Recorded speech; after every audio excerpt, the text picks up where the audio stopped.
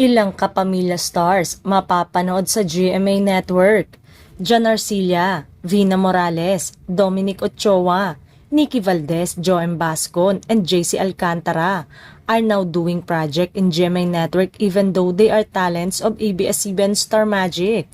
Sabi nga ni Butch Francisco after the shutdown noong 2020, ABS-CBN people are familiar with the showbiz game and they know how to play it.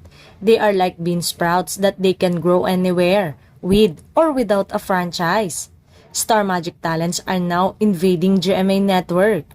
Samantala, iba't ibang milestone ang nakamit ng Kapuso at Kapamilya Network ngayong taon sa pamamagitan ng kanilang partnership para makapagbigay ng saya sa bawat Pilipino.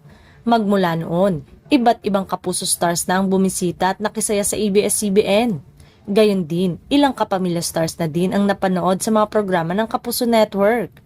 Ngayon, hindi lamang sa telebisyon na saksihan ng partnership ng dalawang media giant kundi maging sa mga pelikula.